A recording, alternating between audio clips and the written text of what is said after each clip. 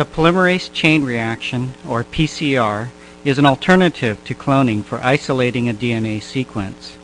PCR can selectively amplify a single copy of a desired sequence that is present in a complex mixture of other DNA molecules. In this example, a mixture of genomic DNA molecules, shown as blue ribbons, contains the sequence we wish to amplify, called the target sequence, shown in green. With PCR, we can make billions of copies of the target sequence without having to purify it beforehand. In the first cycle of PCR, the DNA molecules are melted by raising the temperature to 95 degrees.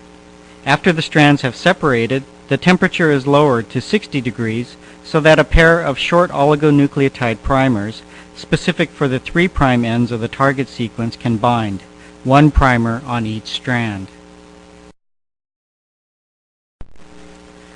The primers then direct a DNA polymerase, called Taq, to synthesize the complementary DNA strands from free nucleotides.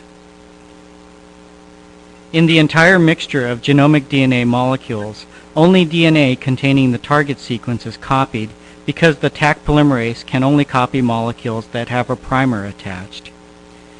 At the end of cycle 1, both strands of the genomic DNA molecule have been copied to form two partially double-stranded DNA molecules. In the next cycle, the same steps are repeated. DNA duplexes are again melted by heating to 95 degrees.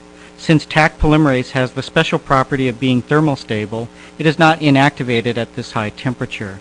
The primers anneal to the target when the temperature is lowered, and the target strands are extended by the Taq polymerase. The temperature can be raised to 72 degrees to speed this reaction. At the end of cycle 2, 4 partially double-stranded molecules are produced. All contain the target sequence plus some adjacent DNA. During the third cycle, the DNA strands are again melted. The primers hybridize to the target sequence, and the Taq polymerase synthesizes complementary DNA strands.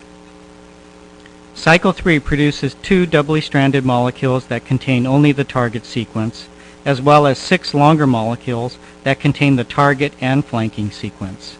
In subsequent cycles, the number of target sequence molecules will increase exponentially. At cycle 4, the DNA strands are melted, the primers anneal, and the DNA strands are copied as in the previous cycles.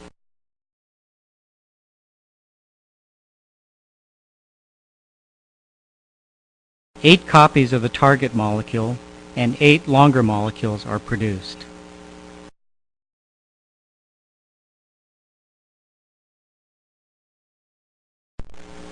In cycle 5, the heating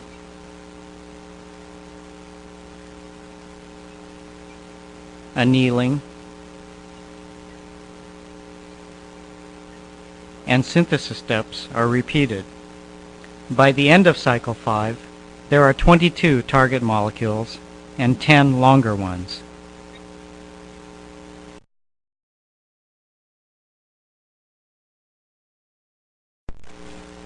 The number of target sequences continues to grow exponentially at each cycle. By the end of cycle 30, the target sequence has grown to more than 1 billion double-stranded target molecules, whereas there are only 60 copies of the longer DNA molecules. This means that the final product is virtually pure target sequence. Thus, like cloning, PCR selectively generates a large number of copies of a desired DNA sequence from the original mixture of DNA sequences.